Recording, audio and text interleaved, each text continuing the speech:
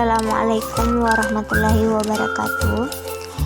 Saya mengucapkan banyak terima kasih atas kesempatan yang diberikan kepada saya untuk melakukan pembahasan mengenai budaya positif. Jadi Bapak Ibu, budaya positif di sini adalah suasana positif sangat mendukung dalam menciptakan pembelajaran yang kondusif ya Bapak Ibu. Karena dengan suasana yang positif, murid dan guru akan menemukan suatu kondisi pembelajaran yang menyenangkan, sehingga proses pembelajaran dapat berjalan tanpa adanya suatu beban. Tapi suatu kebutuhan suasana positif juga membantu menggerakkan moral yang positif bagi murid, sehingga karakter murid tidak hanya terbentuk dari akademik atau intelektualnya saja, tapi juga dari lingkungan yang ada. Jadi Bapak Ibu, budaya positif adalah nilai-nilai, keyakinan-keyakinan dan kebiasaan-kebiasaan di sekolah yang berpihak pada murid agar murid dapat berkembang menjadi pribadi yang kritis, penuh hormat dan bertanggung jawab.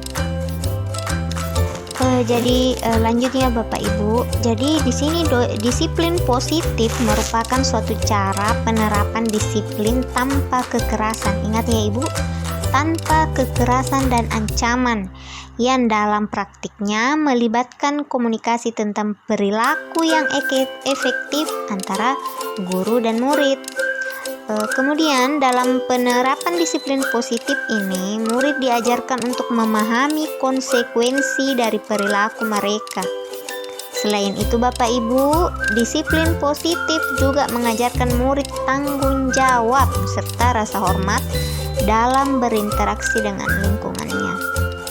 Jadi Bapak Ibu, disiplin positif itu merupakan salah satu cara penerapan disiplin yang bertujuan untuk menumbuhkan keyakinan serta memberdayakan murid untuk melakukan sesuatu tanpa sogokan, ancaman maupun hukuman. Jadi sekali lagi saya tekankan ya Bapak Ibu, disiplin positif itu kita tidak menerapkan yang namanya sogokan, ancaman maupun hukuman. Jadi biasanya kalau sogokan di sini Bapak Ibu, saya pribadi pernah melakukannya kepada siswa saya atau murid yang sedang saya ajar. Itu biasanya saya biasanya kasih motivasi, nah anak-anak siapa yang bisa menjawab soal ini atau siapa yang lebih cepat, nanti Bu kasih coklat seperti coklatus dan lain-lain. Kalau masalah ancaman maupun hukuman, saya rasa Bapak Ibu sudah tahu yang bagaimana ancaman maupun hukuman yang biasa kita lakukan kepada siswa kita ya Bapak Ibu. Jadi disiplin positif itu tidak ada yang namanya sogokan, ancaman maupun hukuman.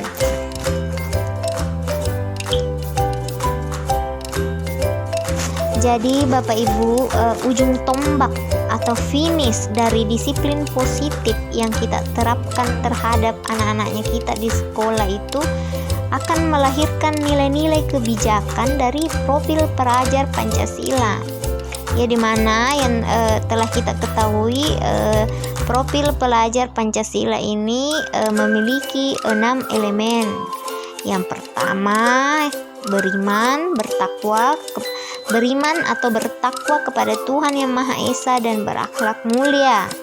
Yang kedua, berkebinekaan global. Yang ketiga, bergotong royong. Yang keempat, bernalar kritis. Yang kelima, kreatif. Yang keenam, mandiri. Jadi nilai-nilai kebajikan dari profil pelajar Pancasila inilah Ibu, ujung dari tujuan kita menerapkan yang namanya budaya atau disiplin positif di sekolahnya kita.